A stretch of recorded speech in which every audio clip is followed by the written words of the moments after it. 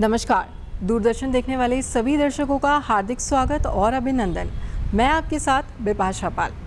विश्व पृथ्वी दिवस के अवसर पर देहरादून के वाडिया इंस्टीट्यूट में हिमालयी आपदाओं को लेकर एक विशेष कार्यशाला का आयोजन किया जा रहा है। तो चलिए ज्यादा देर न करते हुए लेकर चलते हैं आपको इस कार्यशाला में। 22 अप्रैल को प्रदेश की राजधानी देहरादून में स्थित वाडिया संस्थान में भारत सरकार के विज्ञान और प्रौद्योगिकी विभाग द्वारा विश्व पृथ्वी दिवस के अवसर पर हिमालयी आपदाओं के कारणों और उनसे जुड़ी चुनौतियों पर एक विशेष कार्यशाला का आयोजन किया गया।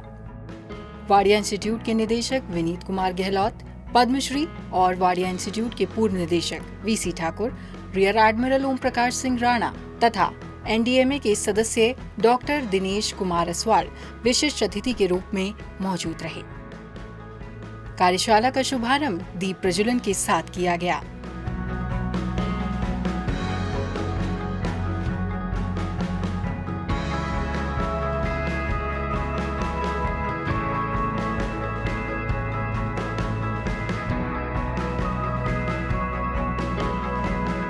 कार्यशाला में हरिद्वार संसदीय क्षेत्र के सांसद एवं पूर्व मुख्यमंत्री त्रिवेंद्र सिंह रावत मुख्य अतिथि के रूप में उपस्थित रहे।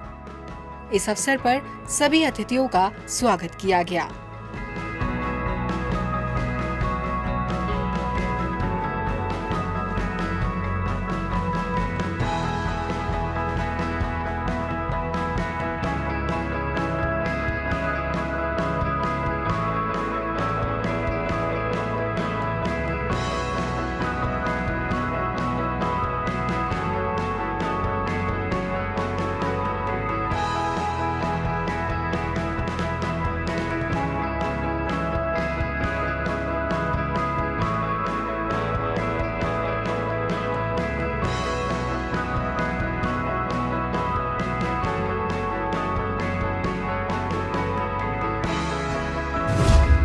Wadia institute of Himalayan geology के निदेशक विनीत कुमार गहलोत ने कार्यक्रम को संबोधित किया।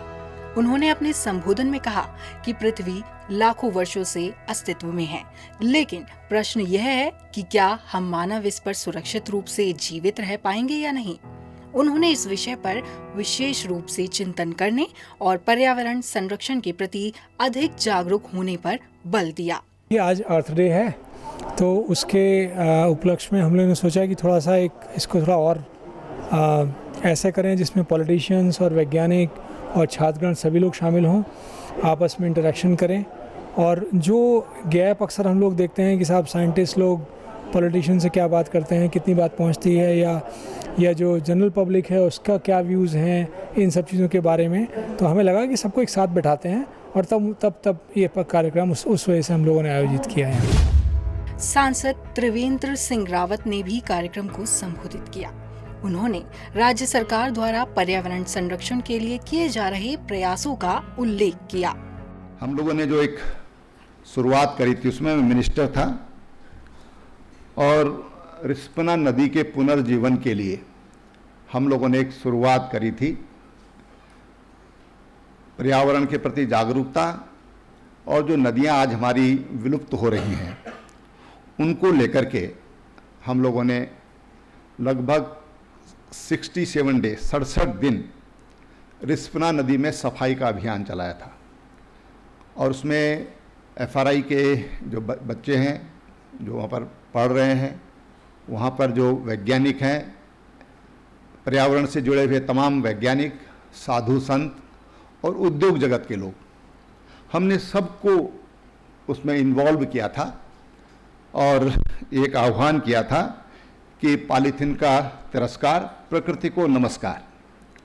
और उसके तहत हम लोगों ने हजारों पेड़ भी लगाए, लाखों बैग्स बांटे, कपड़े के बैग बांटे और पूरे उत्तराखंड में बांटे। और उसमें भी हमने तमाम लोगों को उसमें इन्वॉल्व किया था कि विशेषज्ञों की राय और पॉलिटिशियन की विल, ये दोनों मिल जब जाएंगी, एक दिशा में सोचेंगी, तो हम इन जो समस्याएं हैं जो इनको काफ़ी समाधान कर सकते और मेनली जो मानवकृत हैं जो उनको हम हल तक पहुंच सकते हैं। मैं तमाम अपने वैज्ञानिकों का देवभूमि विकास संस्थान की ओर से जो हमारे आगंतुक है, एक बार आप सबका स्वागत करता हूं, अभिनंदन करता हूं। कार्यशाला में अति विशिष्ट अतिथि पद्मश्री सम्मानित वाडिया संस्थान के पूर्व निदेशक वीसी ठाकुर ने अपने संबोधन में कहा कि वैश्विक तापमान वृद्धि के कारण जलवायु परिवर्तन तेजी से हो रहा है, जिसका प्रभाव प्राकृतिक संतुलन पर पड़ रहा है। उन्होंने यह भी उल्लेख किया कि भूकंप जैसी आपदाओं पर गंभीरता से ध्यान देने और इनके प्रभावों को कम करने के लिए वैज्ञानिक दृष्टिकोण अपनाने की आवश्यकता है। Regarding disaster, I would like to say that there are two types of disaster. One is endogenic, we call from within the earth, the processes which are taking place 10 to 20 kilometers below the earth, and those processes are we call natural hazards, mainly the earthquake we call. So in earthquake, I would like to give this message that we can't predict earthquakes. Only message is that earthquakes don't kill the people. It is the buildings they kill. So the message is you build better infrastructure, better houses that will make you safer and society safer. So for this, what I have seen that the scientists make very good framework and very good building codes. But what is happening now, I am seeing in Dehradun and I also belong to Himachal. So I see that the type of constructions being the cities, towns and cities which were say 2 or 3 decades back when I used to go there, and now I visit those places. So I think that there is something lacking. The planning, the towns are not being planned according to the risk to prevent the damage because of this earthquake. So that is one message, that we have to introduce building code very strictly, and town planning it has to be made a very essential thing. I just give you an example of capital, Delhi. You know, this NCR, by expanding Delhi, not concentrating, constructing more things in Delhi, they spread to Gurgaon and NCR, Noida. So same policy I think should be taken now for other cities also. Like I go, say in Himachal Pradesh, like Shimla. So Shimla, instead of building within the Shimla, leave it as it is there and make a satellite town. Similarly, I would suggest for Dehradun also, we make a satellite town of Dehradun outside somewhere, and very planned way, and taking all this framework and policies to make a well-planned cities which can resist. Because we can't, natural hazard we can't prevent, we can't predict. So we have to only live with it. So I would say that second hazard I would classify as the climate-induced hazard. Climate-induced hazard is becoming more frequent now because of global warming, global climate change. And especially now in the Himalayas, there is extreme climatic events. An example is this year, there have been all these climatic events, disastrous climatic events, right from Kashmir to Himachal to Uttarakhand and other parts of Himalaya also. वहीं rear admiral Om Prakash Singh Rana ने आपदा प्रबंधन पर अपने विचार व्यक्त किए। ये जो वर्कशॉप हुई है, ऐसे वर्कशॉप जो हैं डिसास्टर और डिसास्टर मैनेजमेंट के बारे में, जो हिमालयन हमारा क्षेत्र है, इसके चैलेंजेस के बारे में एक बहुत अच्छा प्रयास है, जिसमें मैं Wadia institute of Himalayan studies and ये एक दूसरी संस्था है जो उन्होंने जो काम किया, बहुत अच्छा काम किया है, एंड इससे हमें बहुत अच्छी चीज़ सामने निकली है। हमारे जो डॉक्टर सवाल ने, डॉक्टर चौहान ने जो हमारे पूरा जो है ग्लेशियोलॉजी पे और पूरे जो हिमालयन टोपोग्राफी की जो बात की है कि कहाँ भी हमारे कहाँ ग्लेशियर्स हैं, कहाँ लेक्स हैं, कहाँ प्रॉब्लम होने वाली है, उनको कैसे हम उनको मॉनिटरिंग कर सकते हैं और कैसे आगे से हम फ्यूचर में इसके मतलब फोरकास्ट कर सकते हैं कि इनका प्रॉब्लम क्या है। जैसे एक लेक के बारे में उन्होंने बताया कि जो केदारनाथ लेक है जो गंगोत्री के सामने है, उसमें उन्होंने कहा कि इस लेक को ड्रेन करके हम जो है कम से कम वो डिसास्टर को बचा सकते हैं। तो सबसे बड़ा इम्पोर्टेंट बात यह है कि हमको डिसास्टर मैनेजमेंट के साथ साथ उसका मैनेजमेंट करना बहुत इम्पोर्टेंट है इसमें। मुख्य वक्ता राष्ट्रीय आपदा प्रबंधन प्राधिकरण के सदस्य डॉक्टर दिनेश कुमार असवाल ने हिमालय क्षेत्र में आपदा जोखिम न्यूनीकरण विषय पर गहन चर्चा की। उन्होंने हिमालयी क्षेत्र की भौगोलिक संवेदनशीलता को ध्यान में रखते हुए आपदाओं के प्रभाव को कम करने के लिए वैज्ञानिक दृष्टिकोण, बेहतर योजना और समन्वित प्रयासों की आवश्यकता पर बल दिया। आज भी एवरेज 1 मिलीमीटर से 17 मिलीमीटर पर ईयर आज भी हिमालय ग्रो हो रहा है। क्या दिक्कत है भाई इसमें? और जो हिमालय जब ग्रो हो रहा है ऊपर, सबको पता है ग्रेविटेशन नीचे है, उसको नीचे आना ही आना है। बारिश और गिर गई, थोड़ी और फैसिलिटेट हो गई, तो ये साइकिल है। तो इसको हम डिसास्टर नहीं बोलते, ये नेचुरल फिनोमेना है और ये नेचुरल फिनोमेना हमेशा होती रहेगी। और जो अर्थक्वेक आ गया या जो लैंडस्लाइड आ गई या जो ग्लॉफ आ गया, ये सारी की सारी चीजें नेचुरल फिनोमेना है, ये होती रहेंगी और इसको आप रोक नहीं सकते। और इसको इसलिए हम बोलते हैं हजार्ड। हजार्ड इसलिए बोलते हैं कि इसके कारण हमको दिक्कत आ सकती है। अब क्वेश्चन ये है कि hazard, exposure and vulnerability 3 terms हैं कि किससे आपको नुकसान हो सकता है। आप बैठे हैं यहां पे, पंखा आपके सर पे गिर जाए, ये हजार्ड है। तो अब इसकी वल्नरेबिलिटी आप कम करते हैं कि आप एंकर अच्छे से कर लेते हैं इसको ताकि नीचे न गिरे, तो आप सेफ बैठ सकते हैं।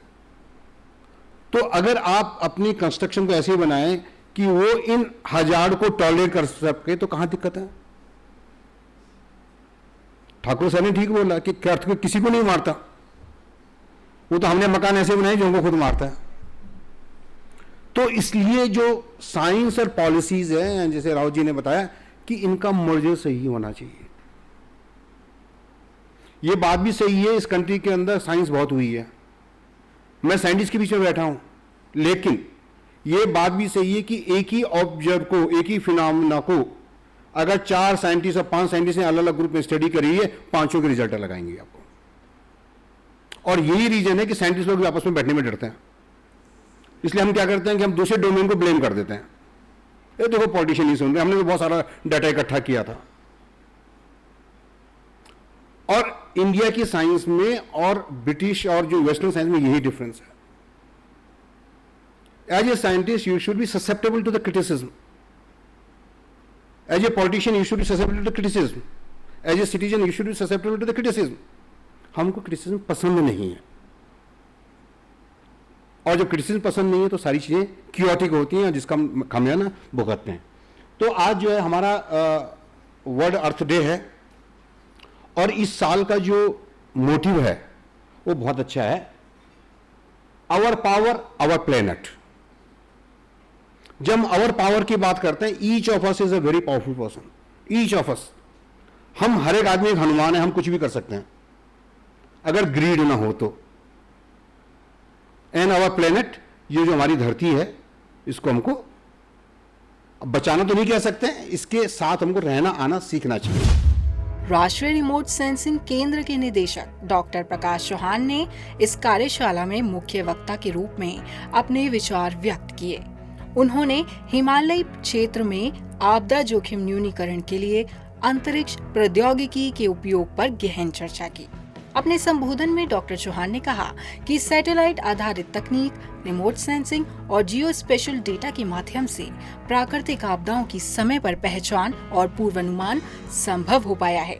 जहाँ तक अर्थ डे की बात है, आज ये अर्थ डे का सेलिब्रेशन पूरी दुनिया में किया जाता है। 1970 से ये शुरू हुआ। आपको सिर्फ एक बहुत सुंदर सैटेलाइट इमेज के माध्यम से दिखाना चाहता हूँ कि अर्थ और मून का जो सिस्टम है, जो हमारा नेचुरल सैटेलाइट है, ये किस तरह से काम करता है। ये कोई एनिमेशन नहीं है, ये एक रियल फोटोग्राफ है जो लगभग 8 लाख किलोमीटर दूर से एक सैटेलाइट ने लिया है, जिसमें आप देख सकते हैं कि कैसे पृथ्वी के चारों तरफ चंद्रमा जो है वो चक्कर लगाता है। लेकिन इसकी सब महत्वपूर्ण चीज़ है कि दोनों प्लैनेट्स जो हैं और दोनों सेलेस्टियल बॉडीज जो हैं वो लगभग 3,84,000 किलोमीटर दूर हैं, लेकिन वो कितनी अलग है।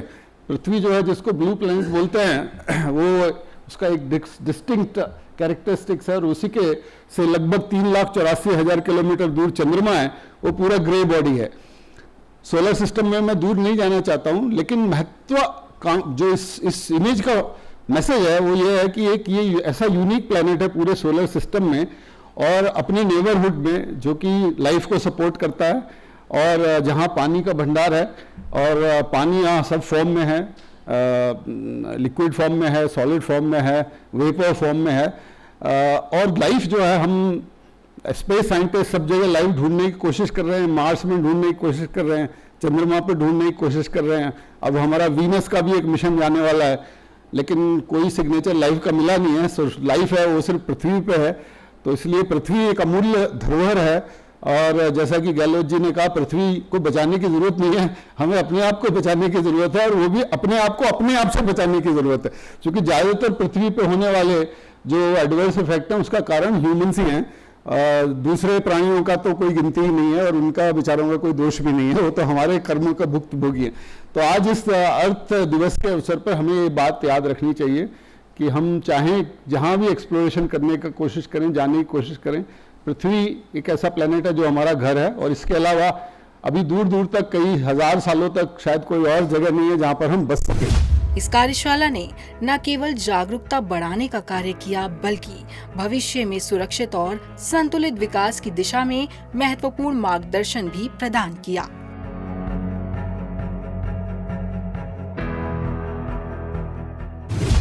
देखिए, ये वाडिया हिमालयन इंस्टीट्यूट जो हमारा है, जो हिमालयन जियोलॉजी के लिए काम करता है, और देवभूमि विकास संस्थान, ये दोनों ने आज विश्व पृथ्वी दिवस के अवसर पर ये आयोजन किया है। और इसमें हमारे स्पेस साइंटिस्ट, जिनका बड़ा भारी योगदान है स्पेस साइंस के लिए, ऐसे हमारे एनडीएमए के जो मेंबर हैं, वो स्वयं, उनका तो एक मॉडल ही असवाल मॉडल के नाम से जाना जाता है।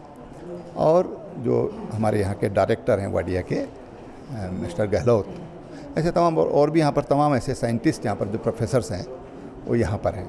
मकसद ये है कि पृथ्वी पर जिस तरह के परिवर्तन हो रहे हैं, जो चैलेंजेज हैं, उनसे वैज्ञानिक राय लोगों को उससे अवगत कराया जाए कि वैज्ञानिक उसको कैसा देख रहे हैं और उसके लिए वो क्या समाधान बताते हैं। तो एक तो समस्या है, दूसरा समाधान है। तो उस पर आज यहाँ पर ये संगोष्ठी चल रही है सुबह 10:30 बजे से, और इसमें हमारे तमाम जो साइंटिस्ट हैं वो भी यहाँ पर मौजूद हैं। यहाँ पर जो रिसर्चर हैं, ऐसे लोग भी मौजूद हैं, और कुछ जो राजनीति से, सामाजिक सरोकारों से जुड़े हुए लोग हैं, ऐसे लोग यहाँ पर आमंत्रित किए गए हैं, ताकि समाज में जो घटित जो घटनाएं हैं या जिनकी तरह की संभावनाएं हैं, वैज्ञानिक जिस तरह से चेतावनी दे रहे हैं, तो उसको हम आगे उसको बता सकें।